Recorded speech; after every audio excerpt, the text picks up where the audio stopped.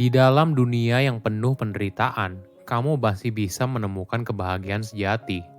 Halo semuanya, nama saya Michael. Selamat datang di channel saya, Sikutu Buku. Kali ini saya akan bahas buku The Book of Joy karya Dalai Lama dan Desmond Tutu. Sebagai informasi, podcast Sikutu Buku sekarang bergabung dengan Podcast Network Asia dan Podmetrics loh. Sebelum kita mulai, buat kalian yang mau support channel ini agar terus berkarya, caranya gampang banget. Kalian cukup klik subscribe dan nyalakan loncengnya. Dukungan kalian membantu banget supaya kita bisa rutin posting dan bersama-sama belajar di channel ini. Buku ini membahas bagaimana kita bisa menemukan kebahagiaan di dunia yang serba berubah. Dalam hidup, pasti kita pernah mengalami penderitaan. Ini adalah situasi yang tidak bisa kita hindari. Tapi dari penderitaan tersebut, ternyata kita bisa menemukan kebahagiaan yang seutuhnya. Sebagai informasi, Dalai Lama dan Desmond Tutu merupakan peraih penghargaan perdamaian Nobel. Mereka telah bertahan hidup dari 50 tahun pengasingan dan kekerasan penindasan penguasa di negaranya. Terlepas dari kesulitan hidup yang mereka alami, boleh dibilang mereka merupakan dua orang yang paling bahagia. Saya merangkumnya menjadi 3 hal penting dari buku ini. Pertama, penderitaan adalah bagian dari hidup. Penderitaan merupakan hal yang pasti ada dalam kehidupan setiap manusia. Bentuknya bisa berbagai macam, misalnya dari telat bangun pagi ke kantor, jalan ke kantor yang macet, hingga tagihan dan cicilan yang menggunung. Jika penderitaan akan selalu ada di dalam hidup manusia, bagaimana bila kita mencoba hidup dengan penderitaan dan menikmatinya sebagai bagian dari kehidupan? Ada contoh yang menarik. Ibu yang melahirkan pasti tahu bagaimana rasa sakitnya melahirkan. Namun, terlepas dari rasa sakit dan penderitaan yang dialami, seorang ibu menerima kondisi ini sebagai sebuah keharusan karena penderitaan ini akan memberikan dirinya kebahagiaan dari memiliki seorang anak. Coba bayangkan, bila setiap wanita menghindari rasa sakit akibat melahirkan, pasti tidak ada manusia lagi di bumi ini. Ini adalah kekuatan dari penerimaan dan perspektif yang menarik dari penderitaan. Ada contoh lain yang menarik. Nelson Mandela merupakan presiden kulit hitam pertama di Afrika Selatan. Namun, jauh sebelum itu, Nelson harus menderita selama 27 tahun di penjara. Dia dipaksa harus tidur di lantai dan setiap harinya diminta untuk bekerja paksa.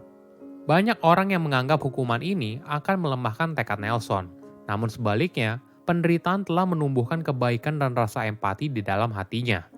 Hati yang penuh kasih telah menuntun Nelson untuk membebaskan Afrika Selatan dari diskriminasi yang dialami oleh warga kulit hitam. Apa yang harus kita lakukan apabila kita mengalami penderitaan? Coba bayangkan tubuhmu sendiri. Jika kamu dalam kondisi yang sehat, kemungkinan kamu terkena flu tentu saja rendah. Namun, ketika kondisi kamu sedang tidak fit, maka terpapar oleh sedikit virus bisa membuat kamu sakit. Imunitas akan menjaga tubuhmu dari serangan berbagai penyakit.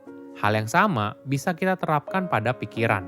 Ketika kita membangun sesuatu yang disebut sebagai mental immunity, hal ini tidak membuat penderitaan yang kita alami langsung menghilang. Namun, kamu akan lebih mudah untuk bangkit dari situasi tersebut. Sebaliknya, jika kondisi mental kamu lemah, kejadian yang terlihat normal bisa menjadi sumber penderitaan yang berlarut-larut. Contohnya begini, suatu hari penerbangan Dalai Lama dibatalkan. Hal ini lalu membuat dirinya dan pembuat film bernama Peggy Callahan harus pergi ke bandara lainnya sejauh 6 jam perjalanan.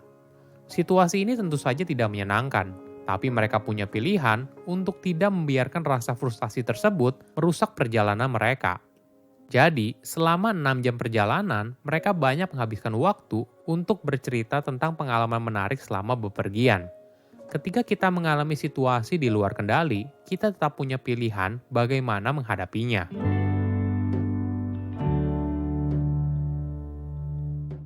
Kedua, mengelola rasa takut dan marah. Apakah kamu pernah punya ekspektasi yang berlebihan karena tekanan dari lingkungan sekitar? Misalnya, kamu harus punya rumah yang lebih besar, mobil lebih mewah, handphone terbaru, dan sebagainya. Keinginan ini membuat kita merasa kalau memiliki sesuatu yang lebih, artinya hidup kita menjadi lebih baik. Tapi, bagaimana bila kita gagal mencapainya? Respon yang muncul biasanya adalah rasa takut yang lama-kelamaan berubah menjadi amarah. Rasa takut ini biasanya muncul dalam berbagai bentuk, mulai dari takut tidak mendapatkan apa yang kamu mau, takut orang lain tidak mencintaimu lagi, atau takut tidak dihargai lagi. Kemarahan yang berasal dari rasa takut ini bisa sangat menyakitkan. Beruntungnya, kita bisa menghadapinya dengan belas kasihan. Sebagai contoh, ilmuwan Paul Ekman dipenuhi oleh kemarahan karena perilaku agresif ayahnya dan ibunya yang bunuh diri. Kemarahan di dalam dirinya begitu kuat, sehingga seringkali Paul meluapkan kemarahannya secara acak sepanjang minggu. Hingga akhirnya, Paul bertemu dengan Dalai Lama di sebuah konferensi yang diselenggarakan oleh Mind and Life Institute. Dalai Lama memegang tangan Paul dan menatap matanya dengan penuh kasih. Hal ini membuat kemarahan Paul perlahan-lahan menghilang. Inilah kekuatan dari belas kasih. Namun di sisi lain, kesedihan juga mampu mengubah penderitaan menjadi hal yang positif. Ketika mantan gurunya meninggal, Dalai Lama diliputi oleh kesedihan dan penderitaan. Alih-alih tenggelam dalam kesedihannya, dia mengubah kesedihannya menjadi motivasi untuk memenuhi keinginan yang ditinggalkan gurunya.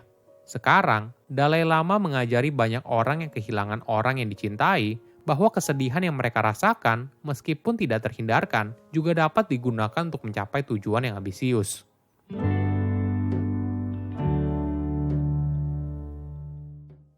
Ketiga, tips untuk hidup bahagia. Bagaimana hidup kita bisa lebih bahagia? Ada 8 pilar dari kebahagiaan. Saya akan membahas 3 pilar saja ya. Pertama adalah perspektif. Jika kamu bisa melihat hidup dari perspektif yang lebih besar, kamu akan sadar kalau apa yang terjadi pada dirimu saat ini tidak akan bertahan selamanya. Ada contoh yang menarik.